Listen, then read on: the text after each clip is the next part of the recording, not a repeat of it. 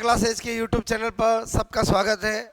आज हमारी जो क्वेश्चन सीरीज चल रही है उसका 90 नंबर सीरीज है। अभी तक हमने 18 सीरीज सोल्व कर ली है। आज हमारा फिजिक्स के अंदर रोटेशनल डायनामिक्स जो कि लैब असिस्टेंट सेकंड ग्रेड सभी एग्जाम के अंदर टॉपिक है, उसके कुछ इंपॉर्टेंट क्वेश्चन अपन डिस्कस करने जा रहे हैं। क्लियर? तो सीरीज 19 के अंदर क्वेश्चन नंबर 1, समान धातु से बनी और समान मोटाई की दो वलें, किसका क्वेश्चन है? बोलो। रिंग की रेडियस 0.2 और 0.6 है, तो इनके जड़त्व आघूर्ण का अनुपात क्या होगा? आपको पता होना चाहिए जड़त्व आघूर्ण रिंग का क्या होता है, mr²। तो I1/I2 पूछा है, तो R1/R2 का क्या होगा, स्क्वायर। तो आपने देखा एक 0.2 है, एक 0.6 है, कट करोगे स्क्वायर करोगे 1/3 स्क्वायर 1 बोलो 9 या 1:9, यानी C is correct answer. Question number 1 समझ में आया होगा। उसके बाद है 10 किलोग्राम 0.5 रेडियस के गोले का स्पर्श रेखा के सापेक्ष जड़त्व आघूर्ण। बोलो गोले के अंदर यहाँ पर आप ठोस गोला लिखना। क्लियर? ये लिखा हुआ होना चाहिए। ओके, सॉलिड स्फीयर इंग्लिश में बिल्कुल लिखा हुआ है। देखो स्टूडेंट, यहाँ पर ध्यान देना, जब भी कभी आपको ऐसा लगे कि मुझे, क्योंकि जब तक स्फीयर होलो या सॉलिड अलग अलग आंसर आता है, तो आपको अगर यहाँ नहीं मिल रहा है एक बार इंग्लिश में पढ़ो, आपको सॉलिड स्फीयर मिल गया, क्योंकि इंग्लिश ही मोर करेक्ट माना जाता है। ये बात हमेशा ध्यान रखना है। क्लियर? तो जैसे हमें कन्फ्यूजिंग लगा तुरंत हमने देखा और हमें पता चल गया कि ठोस गोले का टेंजेंट को टच करते हुए आई जो होगा वो ICM प्लस M बोलो R²।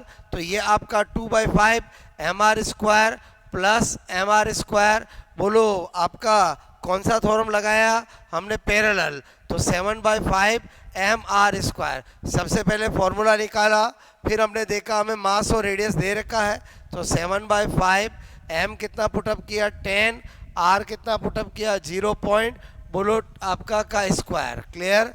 अब मुझे इसको सोल्व करना है। 4 ऑप्शन है, मैंने कहा इसको कट किया 2 टाइम्स। इसको अगर हम करें तो इसकी जगह 1/2 इंटू 1/2 लिख सकते हैं, एक ही बात है। इसको काटा 3.5, इसको काटा 2 और 3.5 is correct answer. I hope आपको मेरी बात समझ में आई होगी। या तो आप 0.5 का स्क्वायर करोगे तो भी हो जाएगा, कैसे भी करो, मैथ्स अपने अकॉर्डिंग कर सकते हो। क्लियर?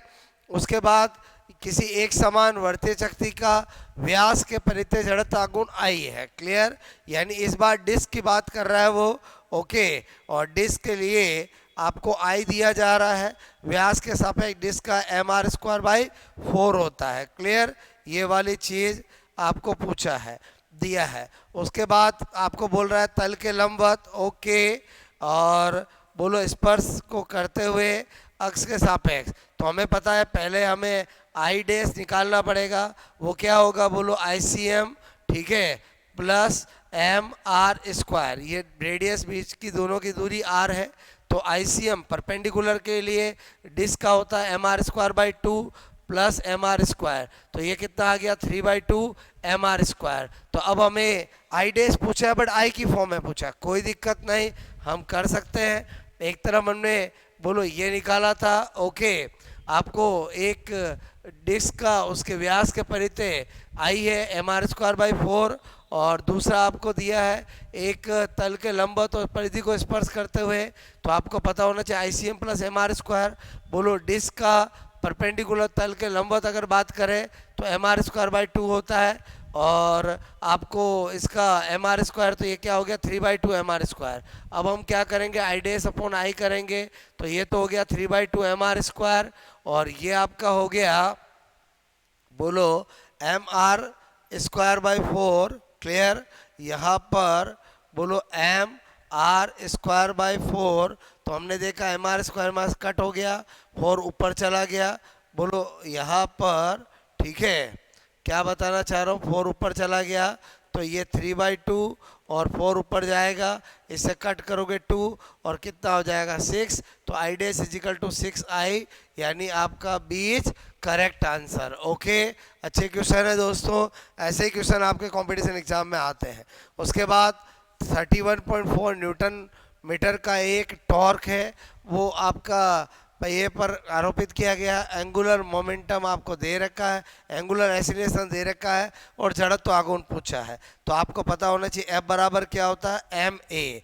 तो एफ की जगह टो करेंगे, एम की जगह आई करेंगे, ए की जगह अल्फा करेंगे। तो ये हमें किसका फॉर्मूला मिल गया, रोटेशनल मोशन में।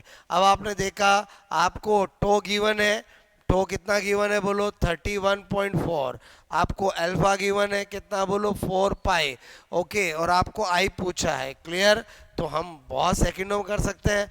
आई इजिकल टू क्या हो जाएगा, टो अपॉन अल्फा।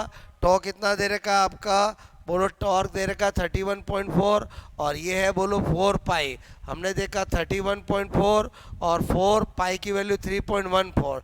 अब इसको सोल्व करना है और टिक करना है। तो वेरी सिंपल, आप क्या कर सकते हो, 314 इंटू 10 की पावर -1 बोलो 4, 314 इंटू 10 की पावर -2, ये कट हो गया बोलो, ऊपर गया पॉइंट बचा 10, 4 किया 2.5 आंसर आ जाएगा, क्लियर। As correct answer. दोस्तों यहाँ पर क्या होता है, अक्सर स्टूडेंट यहाँ पर ये पॉइंट्स को कट करने में गलती कर देते हैं। कभी भी आपका मिस्टेक नहीं होगी अगर मैं जैसी कैलकुलेशन करता हूँ वैसा करोगे। आपको क्या करना है, 13.4 है तो इस पॉइंट को हटाऊंगा तो 10 की पावर -1, और यहाँ पर 3.14 है, इसको हटाऊंगा तो 10 की पावर -2, फिर ये कट जाएंगे और फिर अपन सोल्व ये कर सकते हैं। क्वेश्चन नंबर 4 समझ में आया होगा, अच्छा क्वेश्चन था। उसके बाद एक पतली वर्ताकार चकती डिस्क दे रखी है, ओके, का मास दे रखा है और डायमीटर दे रखा है, क्लियर। चकती का जड़त्व आघूर्ण इसके तलों लंबवत और किनार से, इसका मतलब हुआ ये डिस्क है और मेरे से ये वाला आई पूछा है। तो आई का पैरेलल थ्योरम लगाएंगे, ICM प्लस MD²। ICM आपको पता है 2 बाय आपका डिस्क के लिए क्या होगा बोलो, आपका डिस्क है तो ये MR² बाय परपेंडिकुलर की बात आ रही तो 2, और D जो है डिस्टेंस बिटवीन बोलो ये एक्सिस और ये बोलो D बराबर ही R है, तो क्या करेंगे MR², तो ये 3/2 MR² आ गया। अब हमने फॉर्मूला निकाल लिया, हमें वैल्यू पुटअप करनी है। बस ध्यान क्या रखना है, यहाँ पर M बोलो 3/2 है, बोलो हमने भी 3/2 कर दिया। M कितना दे रखा है 2 kg, लेकिन R बोलो स्क्वायर हमें करना है, तो यहाँ पर डायमीटर दे रखा है। तो अगर मैं एडीएस करूँगा तो 0.1 का स्क्वायर करूँगा, 2 कट हो गया और ये 3 10 की पावर -2 बोलो क्या हो जाएगा 0.0 बोलो आपका 0.03, क्लियर। बोलो करेक्ट आंसर कौन सा होगा बोलो, B इज करेक्ट आंसर। अच्छा क्वेश्चन है दोस्तों, छोटी छोटी चीज़ें आपको ध्यान रखनी है। डायमीटर दे रखा है, रेडियस यूज करनी है, तो सब जानते हो डायमीटर जो होता है बोलो रेडियस जो होती है वो डायमीटर का क्या होती है, हाफ होती है। अगर आप एज इट इज यूज करोगे तो गलत हो जाएगा। अच्छा क्वेश्चन है बोलो, एग्जामों में आया हुआ है। M द्रव्यमान R त्रिज्या के गोले का उसके केंद्र से गुजरने वाले अक्ष का परितः जड़त्व आघूर्ण 2.2/5 MR² है, क्लियर, कोई दिक्कत नहीं है। तो अक्ष के समानांतर गोले के स्पर्श करने वाले के परितः बोलो घूर्णन त्रिज्या क्या होगी। तो सबसे पहले हमें क्या करना पड़ेगा कि बोलो I = MK²। अब I कौन सा रखना है, जो हमें यहाँ पर पूछा है गोले को स्पर्श करते हुए। तो इसका मतलब हुआ आपने देखा गोला गोला गोला कैसा देखना पड़ेगा, moment of inertia, sphere of mass, this one 2/5, okay, solid ही है बोलो। उसके बाद आपको सबसे पहले तो ये आई निकालना पड़ेगा, तो क्या होगा 2/5 MR² प्लस MR², तो ये कितना हो गया बोलो 7/5 MR², क्या हो गया बोलो 7/5 MR²। आई आ चुका है, ओके। अब हमें क्या करना है, यहाँ पर आई की जगह 7/5 MR² और प्लस बोलो = MK²। तो M से M कट हो गया, आपको पूछा है घूर्णन त्रिज्या, तो हमने देखा K² = है 7/5 R²। तो K करूँगा पूरे पे जाएगा तो 7/5 पे तो रूट आ जाएगा और R बच जाएगा। आंसर क्या हो जाएगा बोलो आपका, बोलो C is correct answer. I hope समझ में आया होगा, अच्छा क्वेश्चन है। उसके बाद आपको पूछा दो रिंग और डिस्क के दोनों का मास और रेडियस क्या है, इक्वल है। बोलो तलों के लंबर और केंद्र से गुजरने वाले अक्षों को जड़ता गुण।